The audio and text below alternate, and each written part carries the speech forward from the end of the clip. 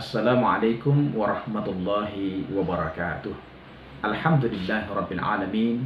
Allahumma shalli ala Muhammad wa ala ali Muhammad.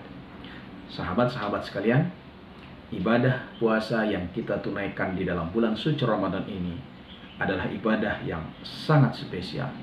Spesial bukan hanya untuk diri kita, tetapi di sisi Allah Subhanahu wa taala. Hal ini dijelaskan dalam sebuah hadis. Bismillahirrahmanirrahim. Kullu amali ibni Adam yudha'aful hasanatu asru amthaliha ila 700 di'fin. Qala Allahu 'azza wa jalla illa as-shaum fa innahu li wa ana ajajibih. Setiap amalan kebaikan yang dilakukan oleh manusia akan dilipat gandakan dengan 10 kebaikan yang semisal hingga 700 kali lipat. Allah Ta'ala berfirman, kecuali amalan puasa. Amalan puasa tersebut untukku, aku sendiri yang akan membalasnya.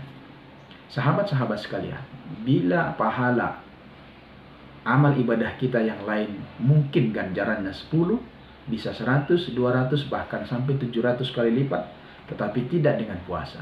Ibadah puasa Allah sendiri yang akan memberikannya kepada kita. Yang harus kita ingat adalah mungkin saja bisa lebih sedikit karena memang kualitas ibadah puasa kita rendah, tetapi bisa saja itu lebih besar karena ibadah puasa kita tunaikan dengan sungguh-sungguh sehingga kualitasnya luar biasa. Tetapi jika Allah yang langsung memberikan apresiasi, inilah bentuk spesialnya ibadah puasa yang kita tunaikan. Sahabat-sahabat sekalian, ibadah puasa yang kita tunaikan memang untuk Allah Subhanahu wa taala. Tapi sesungguhnya kalau kita mau merenungkan, Allah tidak diuntungkan dengan ibadah kita. Andaikan semua manusia atau orang yang beriman tidak mau melaksanakan ibadah puasa, maka kemuliaan Allah, ketinggian derajat Allah tetap mulia dan tetap tinggi. Dan andaikan manusia semua melakukan ibadah puasa, Allah juga kemudian tanpa ada pengaruh di sisi Allah Subhanahu wa taala.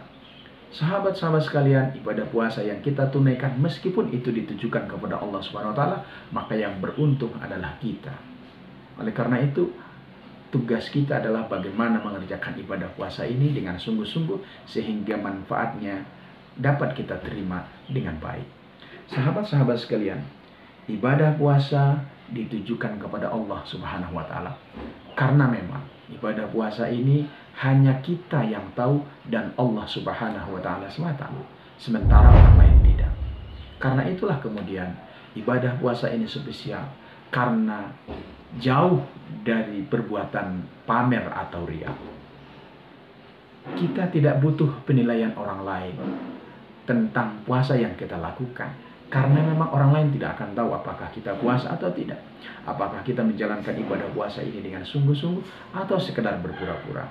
Sekali lagi, ibadah puasa kita lakukan dengan sungguh-sungguh atau tidak, itu hanya kita yang tahu dan Allah Subhanahu wa taala.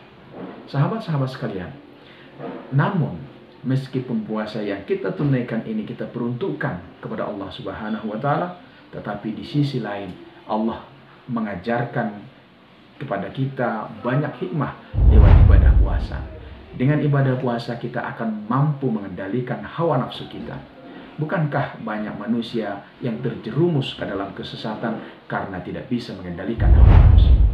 Dengan ibadah puasa Allah mengajarkan kita tentang bagaimana kita peduli terhadap sesama, melihat orang-orang yang ada di sekitar kita, menjaga akhlak perilaku kita sehingga tidak ada orang yang terzalimi dengan perilaku kita.